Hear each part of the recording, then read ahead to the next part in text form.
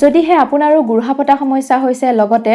ভৰি আৰু হাতৰ ছালকেইখন হৈ পৰিছে ৰুক্ষ আৰু শুকান তেনেহলে আজি মই আপোনালোকৰ ওচৰলৈ লৈ আহিছো এনেকুৱা এটা উপায় যিটো উপায় মাত্ৰ 2 দিন ব্যৱহাৰ কৰিলে আপোনালোকে গুৰুহাপতা সমস্যাৰ পৰা হাত সাৰিব পাৰিব লগতে আপোনালোকৰ ভৰি আৰু হাতৰ ছালকেইখন হৈ পৰিব কোমল আৰু মিহি সেয়েহে ভিডিওটো সম্পূৰ্ণকৈ চাই থাকিব আৰু এতিয়ালৈকে যদি চেনেলটো সাবস্ক্ৰাইব কৰা নাই সাবস্ক্ৰাইব কৰি ল'ব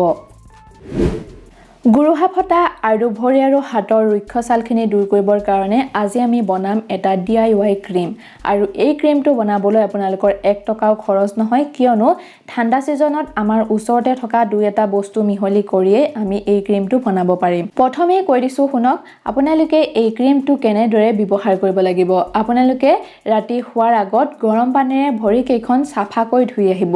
আৰু তাৰ পাছতে ইয়াৰ অকনমান ক্ৰীম লৈ আপোনালোকৰ ভৰিৰ গুৰুহাত ভালদৰে লগাই 2 বা 3 মিনিটৰ কাৰণে মাসাজ কৰি দিব ঠিক তেনেদৰে আপোনালোকে হাত আৰু ভৰিৰ শুকান ছালখিনিত আপোনালোকে ইয়াৰ ক্ৰীম অকনমান লগাই 1 বা 2 মিনিটৰ কাৰণে মাসাজ কৰিব আপোনালোকে এই ক্ৰীমটো ভৰিৰ গাঁঠি নাইবা আপোনালোকৰ হাতৰ কিলাকটি আঁঠুৰ অংশ অৰ্থাৎ যোন শুকান অংশ আছে সেই অংশখিনিটো ব্যৱহাৰ কৰিব পাৰে আৰু ৰাতি শুৱাৰ আগত আপোনালোকে যদি ডেইলি এই ক্ৰীমটো ব্যৱহাৰ কৰে তেতিয়াহলে দেখিব এই ঠাণ্ডা সিজনত আপোনালোকৰ কেতিয়া ভৰিভটা সমস্যা নহয় লগতে আপোনালোকৰ হাত আৰু ভৰিৰ ছালখিনিও শুকান হৈ নপৰে আপোনালোকে ভৰিৰ গুৰুহাত এই ক্ৰীমটো মাসাজ কৰাৰ পিছত মোজা পিন্ধিবলৈ নাপাহৰিব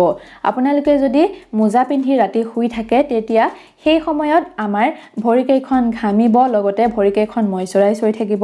যাৰ ফলত আপোনালোকৰ গোটেই ঠাণ্ডা সিজনত কেতিয়াও ভৰিভটা সমস্যা নহয় এতিয়া এই ক্ৰীমটো কেনেদৰে বনাব লাগে তাৰ কাৰণে এটা পাত্ৰত মই আধা চামুচৰ পৰিমাণে লৈছো ভেসলিন আধা চামুচৰ পৰিমাণে লৈছো এলোভেৰা জেল আধা চামুচ দিছো গ্লিচাৰিন আৰু মই আধা চামুচ দিছো বডি লোচন